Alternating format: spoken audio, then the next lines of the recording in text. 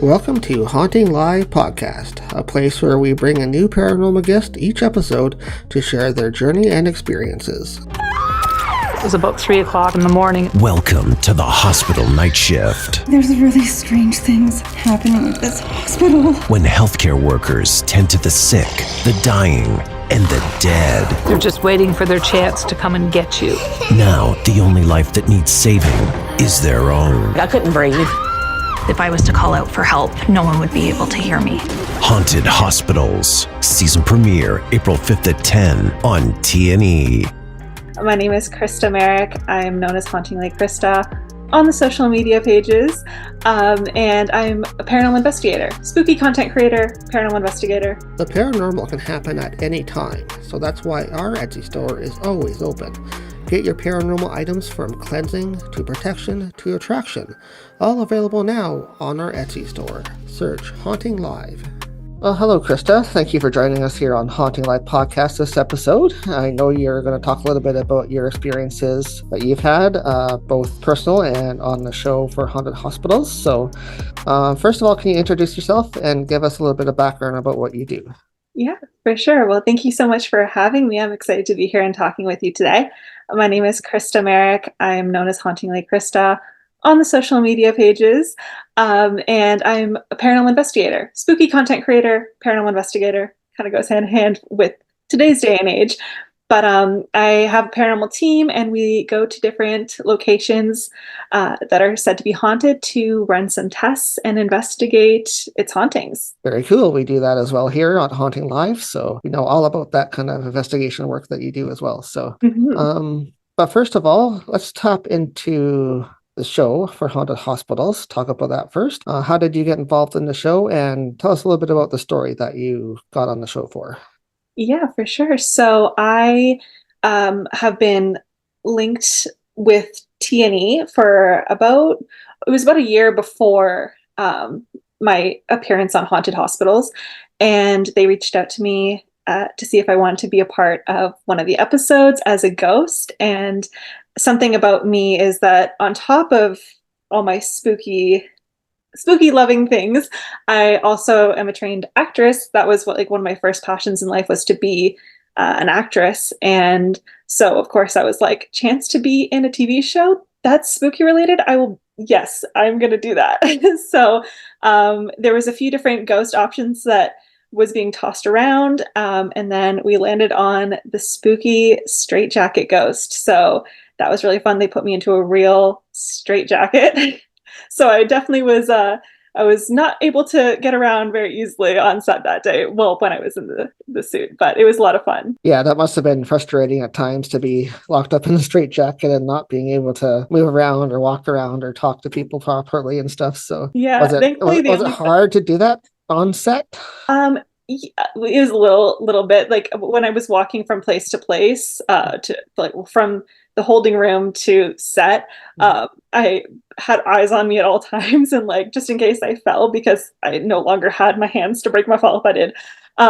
So it was a little difficult, but that being said, I was only in the straitjacket itself for a very minimal time compared to the rest of the day. So I didn't have to deal with it too long. But I will say, actually being in that straitjacket, I tried not to think about the fact that it was on me, because then it was the anxiety starts to hit and you're like, wow, I'm actually at the will of everyone else right now.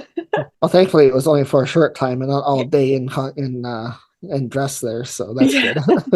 Exactly. Do you have an experience that you talked about that happened to you, or? I have had quite a number of paranormal experiences. And in fact, I did do an investigation at an old psych hospital. So I have the experience of spirit in hospitals, just not the one that we filmed at. That's cool. So you have some background in haunted hospitals area, at least. It was very spooky. Yeah. Well, tell us a little bit about that then. I don't know if you can name what location you investigated, but tell us a little bit about the hospital investigation that you had personally. Yeah, for sure. So actually, it's ironic enough. So my paranormal team, we go by Walking Among Us, and we filmed this back in, I think it was October or November, but we put it aside because we were going to release it at the end of our inaugural season, which is today. So we're releasing that episode to YouTube today at 8 p.m. And it is the old St. Thomas Psych Hospital, so in St. Thomas, Ontario. And we went in there, and one of the biggest things that I noticed in this particular hospital was the amount of voices. Like, I've been to a lot of different haunted locations before, but the amount of actual disembodied voices and like things that I was hearing in the distance that we actually did catch on camera as well was wild. I've never experienced anything quite like that before. That is very cool. That's one of the things I like to do as well. I have a very good ear for the paranormal, so I hear spirits a lot, clairaudient. So like when we investigate, that's what I watch out for as well, is like spirits trying to talk to you and disembodied voices and stuff like that. But I can imagine in a hospital setting that would be extra creepy. Yeah, and it's like there's so many hallways and there's kilometers of tunnels underneath this hospital. And we covered like a fraction of everything that this hospital had to offer. And when there were noises happening, they were like echoing through the hallway. So it was hard to make out what they were saying, but we're like, there's definitely voices. There's definitely things happening right now. Could you tell they were coming from within the hospital for sure? Like, were you sure they were disembodied voices or 100%. something It's that externally? hospital. It's an old psych hospital, so it's closed down. There's no other people there except for obviously us, and we were all accounted for. And then it's completely shut down. Sometimes people do break in. We didn't run into any trespassers, so I don't think that it was. There was one point that we heard what sounded like a dog in the hospital.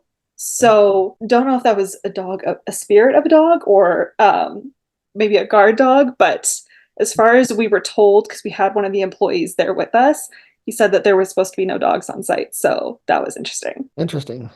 Sounds unusual too to hear an animal. Was it just barking or did it make the dog sounds? Okay. Barking. And it was very distinctly inside the building because it was echoing off the walls, as opposed to like if you were to hear like a dog barking outside, it would kind of be muffled from like the brick and stuff. So that was interesting. So what else have you been investigating then? And locations, do you just investigate all through Ontario or other locations as well? Or we've mostly done Ontario, but we just started dipping our toes into American locations. We did our first one back at the beginning of March to the Bel Air House, which is one of the most haunted in the United States. It's in Ohio. And then we're also dipping our toes a little bit into Quebec in the fall time. So that will be neat as well. Yeah. Actually get to do a little traveling and investigating at the same time. So that's really cool. It's like seeing all the spooky places. Yes. What's been one of the most spookiest that you've done so far with your team then? It always changes. I feel every single time I go to a new haunted location, I'm like, oh my gosh, this is the craziest because it's so new and fresh. But I think we recently did an investigation, which is coming up on our channel soon, at the historic SDG jail in Cornwall, Ontario. And it's closed down as a jail, but it's still up and running as like a museum, and you can go and buy time to go in there as well. And we did an investigation for 8 hours in there, and it was one of the spookiest. Lots of things touching you that you can't see, which is something I am iffy on. I'm still trying to figure out if I like that. Yeah, it's a little weird when they start touching you and you can feel the presence of more than just sensing them, it starts getting physical. And yeah, I've only had that happen to me really once while I was investigating, and it was at a jail as well. And we were actually investigating the Coburg jail. Oh, okay. And we were in this upstairs sort of back alley where the servants' quarters used to be. Neat. You could get in behind the walls and then behind the piping and stuff, the little crawlway. And we're coming back out of there, and there's these pipes that you have to kind of step over. I knew I was clear of them, but it felt like something grabbed my ankle just as I was stepping over the pipes. Okay. So it's like passing out of that room. So that was my only one time I was really kind of touched and grabbed. So neat. It's definitely a different sensation than your normal sensing energies and stuff. So yeah, it definitely is. Yeah. That doesn't happen as often as, the hearing of things, or my biggest thing when I go into paranormal, or when I experience paranormal experiences or go into haunted locations, is feeling. I get lots of feelings from places and vibes. And that's kind of how I generally sense if it's like a bad area or a good area, or sometimes I can sense the energy as well if it's like a more male or more feminine energy. and that's kind of how I ride it. But then the next thing below that is audio. I rarely see things though. If anything, it's my peripheral. The paranormal can happen at any time, so that's why our Etsy store is always open. Get your paranormal items from cleansing to protection to attraction, all available now on our Etsy store. Search HauntingLive. Yeah, I find that as well. Seeing is very rare, and you use your senses more, like your sensibility or Sometimes smell too, which is yeah. interesting. Yeah, I get that sometimes, but not too much. It's more hearing for me. So For sure. do you practice that a lot? Do you practice your sensibilities when you're on investigations? Like, do you try to use them more than the tools? Yeah, well, kind of it's a mix of both. We have all of our tools, and a lot of them are things like REM pods or cat balls where you set them up and you just kind of let it do its thing. Because sometimes you'll get what is called intelligent responses. You'll ask, can you go near this REM pod, turn it on? Sometimes that happens, but I feel like for the most part, spirits will just play with that kind of equipment when they feel like it. It's kind of a mix of set up your equipment, see what happens with it, make spirit know that it's there and what it does and how to use it. And then from there, tune into my own senses and start listening for things, start trying to smell things, keep my eyes out, see what, if there's like a shadow in a corner, check that off as that's not anything paranormal. But if something moves over there and it wasn't before, that could be paranormal. Just kind of like opening up your surroundings, I guess. Yeah, just getting used to the surroundings, both energy-wise and layout-wise, just to make sure you're balanced everywhere. So yeah. So I'm going to step back a little bit now. I'd like to just ask you sort of how did you get into personally doing investigations when you were younger, or did this happen later on in life to you? Like, did something happen that you wanted to get into the investigation field, or? Yeah, so I have always known about the paranormal even before I knew what ghosts were. It was always kind of something that, okay, I see something that not everyone else around me is seeing. I hear things, and I grew up in a haunted house as well. Again, mostly hearing things in that house because it was moved into that house when I was about 7 years old, so didn't quite see things at that point anymore, or as frequently. But the hearing of things and the feeling of things in that house, it was creepy. And so that's kind of when I knew that the paranormal was there. And as I grew up and it was constantly around me, I just kind of immersed myself more into the paranormal space. And it was around the start of the pandemic was when I actually started investigating and seeking out different haunted locations to go to. Do you find that sometimes when you investigate, have you ever had any attachments or anything like that follow you home, or? Yes. There was one more like darker kind of entity that seemed to come home with me, and then it would bounce like whenever, because we're in a team of 3 walking among us, it would bounce between myself and one of my partners on the team, and it would just like take turns negatively affecting us. There's a third person on the team as well. But we think that, so she has aphantasia, which is where you can't see things in your mind's eye. So if like I told you to close your eyes and picture an apple, she couldn't do that. Okay. But like for myself, if I closed my eyes and I was picturing an apple, I could see it clear as day. So we think that because she can't do that, that maybe that's what's affecting like spirit from coming in to affect her.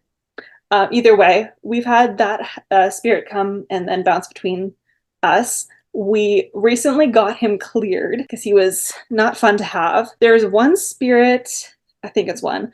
I'm not sure where they came from. I think it's a man. And because my apartment that I live in currently it was not haunted when we moved in here. And at one point, something just started happening. I've seen him in my apartment. He's like a little shadow figure, how he appears most of the time. He'll either watch me while I sleep, which is weird. He'll appear in the doorway. He'll watch while I sleep. And one time I saw him walk into the kitchen, but he's all I can make out from him is like a dark figure. Though he doesn't give me bad vibes, if that makes any sense. He's just kind of like overseeing. My dog doesn't like him though. He barks all the time at nothing, quote unquote. Yeah, we have a cat too, and he jumps around sometimes like somebody's trying to play with him or something. So we think that could just be our former cat. So could be. Yeah. But who knows? Yeah. Well, thank you very much for talking to us today on Haunting Live. I appreciate you coming on and telling us a little bit about your experiences and what you do for investigations. It's really interesting. So you want to sort of promote your channel a little bit and tell us a little bit about anything you have upcoming or how people can get a hold of you? Or For sure. So I'm Hauntingly KRISTA on Instagram and TikTok are my most active platforms. I post our paranormal investigations on the Walking Among Us official YouTube channel. And again, our St. Thomas Psych Hospital is coming out tonight, so that will be up and ready for anyone to go watch whenever. And then on top of that, my episode with Haunted Hospitals on TNE is premiering on May 17th. So make sure to check that out. Me as a straitjacket ghost. It's pretty creepy if I do say so myself. And what else do I have coming up? Oh my gosh, I don't even know. That's what I have for you right now. lots of stuff to check out anyways. So looking forward to seeing you locked up in the straitjacket on TV. So Thank you. I'm excited for it too. well, thanks for joining us. Yeah, thanks for joining us, and we'll have you back on hopefully soon. So Yeah, thank you so much. Spring is a time of rebirth and renewal and budding terror. Spring Shivers is back. Whoa! Oh my God, something's moving in there! And we're celebrating the season of renewal with a week of fan favorite marathons and season premieres. Let your fear blossom during Spring Shivers. Starts April 1st, only on TNE. the paranormal can happen at any time, so that's why our Etsy store is always open. Get your paranormal items from cleansing to protection to attraction, all available now on our Etsy store. Search HauntingLive.